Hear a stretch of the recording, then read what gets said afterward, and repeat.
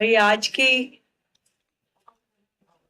ये प्रेस वार्ता विशेष रूप से आप सभी को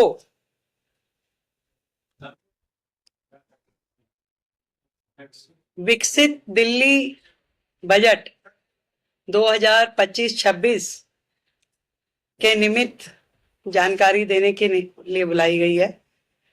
और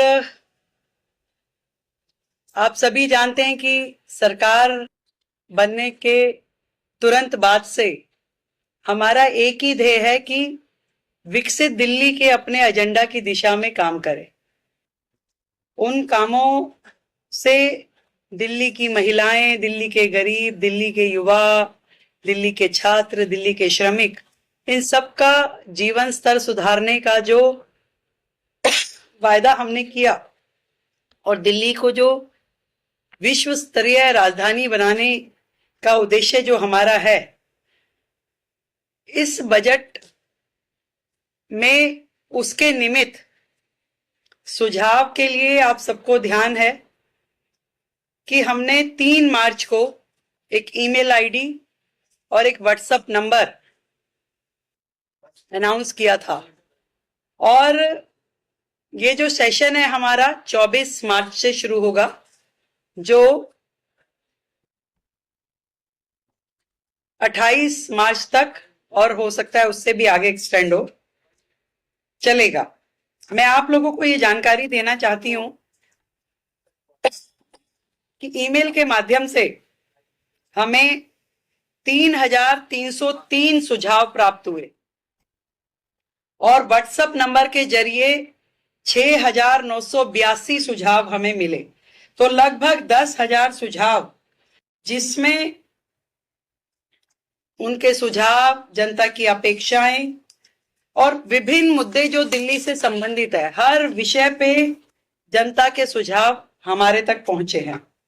और ये सभी सुझाव विकसित दिल्ली बजट का प्रारूप तैयार करने के लिए बहुत ही काम आए। और इसी तरीके से अलग अलग समूह, महिलाओं से सरकार मिली, शिक्षाविदों से मिले, उसमें प्राइवेट स्कूल के भी लोग थे, उसमें हमारे गवर्नमेंट स्कूल से भी जुड़े हुए सभी शिक्षाविद रहे, इन्फ्लुएंसर से मिले, व्यापारियों से मिले, औद्योगिक जगत के लोगों से मिले, किसानों से, विधायकों से, सांसदों से, निगम पार्षदों से, युवाओं से, झुग्गी के लोगों से, डॉक्टर्स, सीएस, कॉलेज स्टूडेंट्स, हमारे नगर निगम के एम्प्लॉइज अलग अलग सेक्टर में जो काम कर रहे हैं, इन सभी वर्गों से मिलकर के हमने जनसंवाद किया। और उस जनसंवाद के माध्यम से उनके सुझाव, उनकी अपेक्षाएं जानी, ताकि ये जो बजट दिल्ली का है, ये सरकार का बजट नहीं, ये दिल्ली की जनता का बजट है। और दिल्ली की जनता के बजट में कोई भी वर्ग हमारी योजनाओं से अछूता ना रहे, इसका ध्यान हमने रखा।